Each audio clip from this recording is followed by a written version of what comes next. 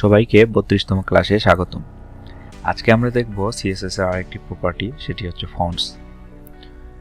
তো আমরা গত ক্লাসে দেখছিলাম CSS এর টেক্সটগুলো নিয়ে, তো আজকে দেখব ফন্টস। তো ফন্টের মধ্যে প্রথমে যদি আমরা একটি প্রপার্টি দেখি, সেটি হচ্ছে ফন্ট ফ্যামিলি। তো আমাদের এই যে ফন্টগুলো রয়েছে, এই ফন্টগুলো বিভিন্ন ধরনের স্টাইলের হয়ে থাকে। তো আমরা সাধারণভাবে যদি ফ্যামিলিটাকে বুঝি যে এক একজন এক এক ফ্যামিলি থেকে এক একজন এক এক ধরনের হয়ে থাকে, তো সেমভাবে এক এক ধরনের ফন্টগুলো এক এক ধরনের স্টাইলে হয়। কিছু কিছু ফন্ট দেখা যায় যে ওর এ থেকে জেড পর্যন্ত যে লেখাগুলো রয়েছে এগুলো মোটা হয়, কিছু কিছু চিকন হয়, এক একটা এক এক ধরনের লেখার মতো ডিজাইন হয়। তো এই ফন্টগুলো যদি আমরা দেখি তো তাহলে বুঝতে পারবো ভালোভাবে। যেমন আমরা এখানে যদি একটি পিপ ট্যাগের মধ্যে কিছু লিখি, যেমন এসো কাজ শিখি যদি লিখি, আমরা এসো কাজ শিখি লেখার পরে আমাদের যে এখানে ফন্টটি বা কন্টেন্টটি শো করতেছে, তো এটি কিন্তু একটি ফন্ট ফ্যামিলি। ডিফল্টভাবে আমাদের ব্রাউজারে কিন্তু একটি ফন্ট ফ্যামিলি আমাদের শো করে। তো এটিকে যদি আমরা এখন এই পিটেকটিকে যদি আমরা এখন ফন্ট ফ্যামিলি দিয়ে CSS করি, সেক্ষেত্রে আমাদের লিখতে হবে ফন্ট ফ্যামিলি। এই ফন্ট ফ্যামিলির মধ্যে যদি আমরা এখন লক্ষ্য করব যে এখানে আমরা এসো কাজ শিখিটি কিন্তু ফন্ট ফ্যামিলি দিব। তো আমরা যদি যে কোনো এখান থেকে একটি ফন্ট ফ্যামিলি দেই, দেখা যাচ্ছে এটি দিলাম, তো সেই ক্ষেত্রে কিন্তু এটি কিন্তু ফন্ট ফ্যামিলিটি মানে একটু চেঞ্জ হয়ে যাচ্ছে, মানে লেখার যে এই স্টাইলটি কিন্তু চেঞ্জ হয়ে যাচ্ছে। যেমন এটি একরকম ছিল, এসটি একরকম ছিল, তো এগুলো কিন্তু চেঞ্জ হয়ে যাচ্ছে। তো মেইনলি এই ফন্ট ফ্যামিলিগুলো আমাদের গুগল ফন্ট নামে একটি ওয়েবসাইট রয়েছে, এই ওয়েবসাইট থেকে কিন্তু নিয়ে আসতে হবে। তো আমরা যদি গুগল ফন্টে ঢুকি তাহলে বুঝতে পারবো। যেমন আমি যদি এখানে লিখি গুগল ফন্টস, তো গুগলের ওয়েবসাইটে এখানে ফন্টগুলো অনেক ধরনের ফন্ট রয়েছে। আমরা এখান থেকে যে কোনো একটি বা একাধিক ধরনের ফন্ট কিন্তু আমরা এখান থেকে সুন্দরভাবে আমাদের ওয়েবসাইটে CSS করতে পারবো। তো সেজন্য আমাদের এই ফন্টগুলো প্রথমে চয়েস করতে হবে এবং এই ফন্টগুলো আমাদের এখানে নিয়ে আসতে হবে ওয়েবসাইটে। তো সেটা করতে গেলে আমাদের কি করতে হবে, যদি আমরা এখানে ফন্টগুলো দেখতে পাচ্ছি অনেক ধরনের ফন্ট আছে এবং অনেক ল্যাঙ্গুয়েজের ফন্ট আছে। আমরা যদি প্রথমেই লক্ষ্য করি, এখানে ক্যাটাগরিজের মধ্যে 5 ধরনের ফন্টের ফ্যামিলি রয়েছে, মানে 5 ধরনের ক্যাটাগরিতে এই ফন্টগুলো হয়। এরপরে আমরা দেখতে পাচ্ছি যে ল্যাঙ্গুয়েজ যদি আমরা হিসাব করি, বিভিন্ন ভাষার ল্যাঙ্গুয়েজ এখানে রয়েছে। আমরা যদি বাংলাদেশের কোনো ওয়েবসাইট তৈরি করতে চাই, সেই ক্ষেত্রে বেঙ্গলি নামের যে এখানে ক্যাটাগরিটি রয়েছে, এখান থেকে আমরা যে কোনো একটি ফন্ট চয়েস করে এই ফন্টটি আমাদের ওয়েবসাইটে ইউজ করতে পারি। তো এই ফন্টগুলো আমরা কিভাবে ইউজ করব, আমরা যদি সবগুলো ল্যাঙ্গুয়েজ সিলেক্ট করে এখান থেকে কোনো দুই একটি ল্যাঙ্গুয়েজ ইউজ করি, যেমন এই ল্যাঙ্গুয়েজটি যদি আমরা ইউজ করতে চাই তাহলে এটিতে আমরা ক্লিক করব। তো ফন্ট ফ্যামিলিগুলোর ক্ষেত্রে এখানে বেশ কয়েকটি ফন্ট ফ্যামিলির সাইজের রয়েছে। তো ফন্ট ফ্যামিলিগুলো সিলেক্ট করার পর আমরা দেখব ফন্ট ফ্যামিলি এখানে বেশ কয়েকটি স্টাইল রয়েছে। যেমন আমরা দেখতে পাচ্ছি প্রথমে লেখা আছে থিন 100, তারপরে লেখা আছে এক্সট্রা থিন 200। তো এভাবে কিন্তু 900 পর্যন্ত আমাদের ফন্টের স্টাইলগুলো রয়েছে। তো আমাদের যে রকমের ফন্টের স্টাইল প্রয়োজন, আমরা যদি লক্ষ্য করি 100 থেকে 900 পর্যন্ত আমাদের ফন্টগুলো কিন্তু দেখতে দেখতে মোটা হচ্ছে। যেমন প্রথমটি হচ্ছে 100, এটি পাতলা, খুবই চিকন। এভাবে যদি আমরা শেষেরটা দেখি, এটি খুবই মোটা। তো এটি হচ্ছে ফন্টের স্টাইলগুলো। আমাদের ওয়েবসাইটে আমরা বিভিন্ন ধরনের ফন্ট ইউজ করতে পারি, মানে বিভিন্ন ধরনের ফন্টের ফ্যামিলি ইউজ করতে পারি। দেখা যাচ্ছে যে আমাদের ওয়েবসাইটের হেডিংগুলো আছে, এই হেডিংগুলো আমরা মোটা করে লিখব, বা আমাদের ওয়েবসাইটের হেডিংগুলো এক ধরনের ফন্ট ফ্যামিলি হবে আর প্যারাগ্রাফগুলো এক ধরনের ফন্ট ফ্যামিলি হবে। তো সেক্ষেত্রে আমরা 2-3টা স্টাইল কিন্তু মানে ফন্ট ফ্যামিলি ইউজ করতে পারি, একটাই যে ইউজ করতে পারবো এরকম কিন্তু না। তো এখান থেকে যদি আমরা হিসেব করি যে আমরা এটি প্যারাগ্রাফের জন্য ইউজ করব, সেই জন্য আমরা এখান থেকে একটি লাইট স্টাইলের ফন্ট সিলেক্ট করতে পারি। সেক্ষেত্রে আমরা এটি সিলেক্ট করলাম। এরপরে যেহেতু আরও আমরা ফন্ট নিব, সেক্ষেত্রে এটি আমি ক্রস করে দিয়ে এরপরে আমি মিডিয়াম নিচ্ছি, তারপরে সেমি বোল্ড নিচ্ছি, তারপরে বোল্ড নিচ্ছি এবং এক্সট্রা বোল্ড নিচ্ছি। তো এগুলো সিলেক্ট করার পরে আমরা এখান থেকে ক্লিক করে আমাদের এখানে দেখা যাচ্ছে আমরা ওয়েবসাইটে কিভাবে ইউজ করব এটি কিন্তু এখানে দিয়ে দিয়েছে। তো আমরা এটি দুইভাবে ইউজ করতে পারবো। একটি হচ্ছে আমরা যে এখানে index.html রয়েছে, এখানে হেডের ভিতরে এখানে আমরা এটিকে লিঙ্ক আপ করে দিতে পারবো। এই যে এখানে যে লিঙ্কগুলো রয়েছে, এই লিঙ্কগুলো আমরা ইচ্ছা করলে এখান থেকে কপি করে নিয়ে এখানে বসায় ইউজ করতে পারবো। আরেকটি হচ্ছে আমরা এটি ইম্পোর্ট করতে পারবো। সেই ক্ষেত্রে এটি আমাদের স্টাইল যে ফাইলটি রয়েছে এই স্টাইল ফাইলের মধ্যে রেখে তারপরে আমাদের সিএসএসটা লিখতে হবে। তো আমি যদি দুইভাবে দেখাই, তো প্রথমে আমরা লিঙ্কটি কপি করব। তো আমাদের যে ফন্টটি রয়েছে এই ফন্টটি আমরা এখান থেকে লিঙ্কটি কপি করে নিচ্ছি।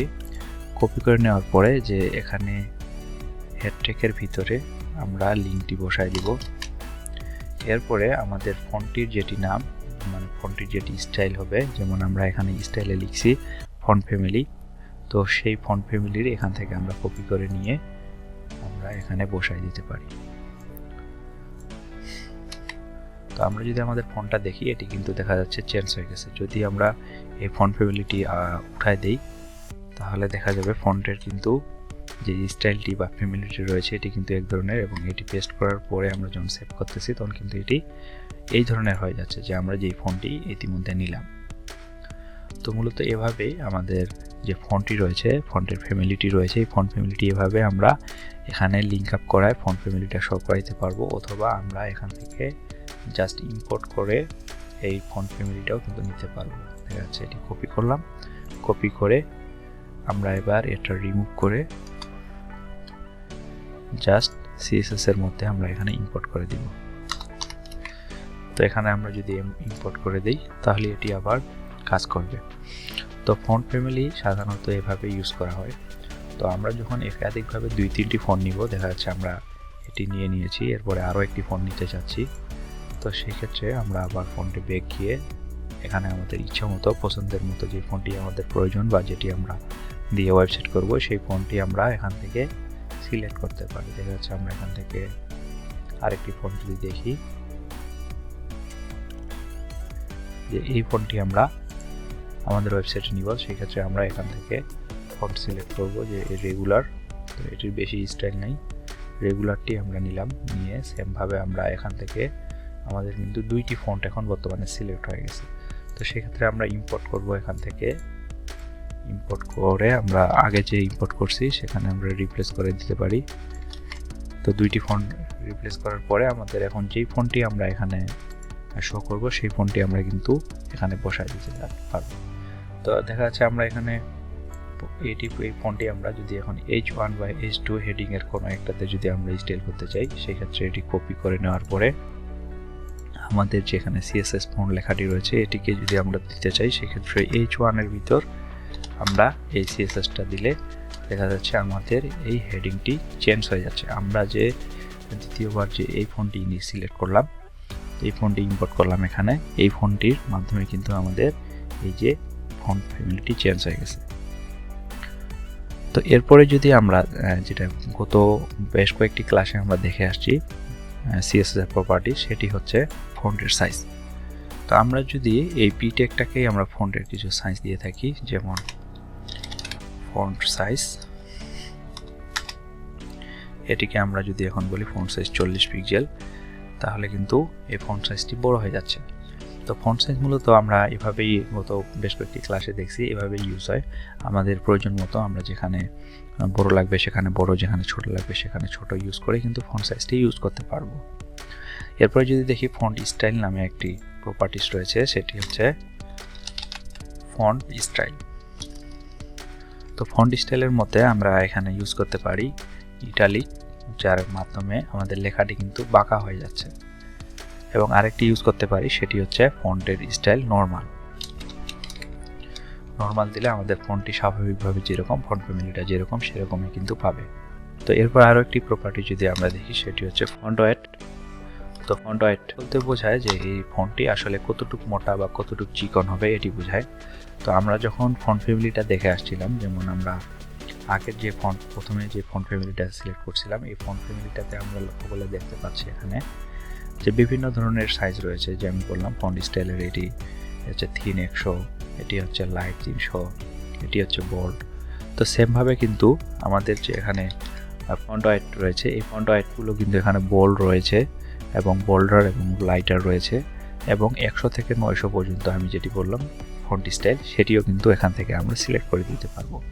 তো আমরা যখন এই ফন্টটি যখন নিয়েছিলাম, তো এই ফন্টের যেগুলো আমরা সিলেক্ট করছিলাম, যেমন এখানে আমরা সেমি বোল্ড সিলেক্ট করেছি, এখানে আমরা এক্সট্রা বোল্ড সিলেক্ট করে এগুলো ইম্পোর্ট করে নিছি। তো আমরা কিন্তু যখন CSS এ ফন্ট ওয়েট আমরা যখন দিব, সেই ক্ষেত্রে আমরা যেগুলো নিয়েছি সেগুলোই কিন্তু কাজ করবে। এখানে রেগুলার 400 এটি কিন্তু নেই, সেই ক্ষেত্রে আমরা যদি এখানে 400 দেই এই ফন্ট এটা কিন্তু পাবে না। কিন্তু আমরা যেগুলো নিয়েছি অলরেডি, যে আমরা যেগুলো সিলেক্ট করে ইম্পোর্ট করছি সেগুলো কিন্তু এখান থেকে খুব সুন্দরভাবে আমরা ইউজ করতে পারবো। তাই আমি যদি এখন আমাদের এই ফন্টটা দেখি, এই ফন্টটা কিন্তু একটু পাতলা হয়ে আছে।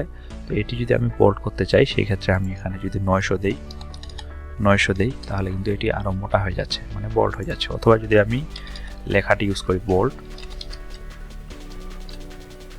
সেই ক্ষেত্রেও কিন্তু বোল্ড হয়ে যাচ্ছে, মানে লেখাটি মোটা হয়ে যাচ্ছে। তো আমরা এভাবে ফন্ট ওয়েটটা ব্যবহার করতে পারবো। এরপরে আমরা আরেকটি প্রপার্টি দেখব, সেটি হচ্ছে ফন্ট ভেরিয়েন্ট। তো ফন্ট ভেরিয়েন্টে আমরা এখানে লিখতে পারি SMALL স্মল ক্যাপস নামে একটি ভ্যালু। তো স্মল ক্যাপস নামে যখন আমরা ভ্যালুটি লিখতেছি, এখানে আমাদের যে এসো কাজ শিখি লেখাটি দেখলে আমরা বুঝতে পারবো আমাদের প্রত্যেকটি লেখা কিন্তু বড় হাতের অক্ষর হয়ে গেছে, যেটি আমরা গত ক্লাসে আপার কেস নামে করছিলাম। কিন্তু একটা জিনিস লক্ষ্য করলে দেখা যাচ্ছে প্রথম যে অক্ষরটি সেটি কিন্তু বড় হয়ে থাকতেছে, পরেরগুলো কিন্তু ছোট হয়ে থাকতেছে। মানে স্বাভাবিকভাবে আমরা যখন ছোট হাতের লেখাগুলো হয় সেই রকম সাইজ হচ্ছে, কিন্তু হাতের লেখাগুলো বড় হাতের, যেমন এ জে কিন্তু এখানে বড় হাতের কিন্তু ছোট হয়ে থাকতেছে। তো ফন্ট ভেরিয়েন্টের মাধ্যমে আমরা এখানে এইরকমভাবে ডিজাইনটা করতে পারবো, যে ফন্টগুলোকে বলে দিতে পারবো যে সবগুলো বড় হাতের অক্ষর হয়ে যাও। তো এভাবেই CSS এর ফন্ট প্রপার্টিগুলো কাজ করে। আমাদের একটি ওয়েবসাইটে এই ফন্টের প্রপার্টিগুলো ইউজ করা হয় বিভিন্ন ধরনের ডিজাইন দেওয়ার জন্য, বিভিন্ন ধরনের স্টাইল করার জন্য এই ফন্টের প্রপার্টিগুলো ইউজ করা হয়। তো আজকে এই পর্যন্ত, আগামী ক্লাস দেখার আমন্ত্রণ জানিয়ে এখানে শেষ করছি। ধন্যবাদ।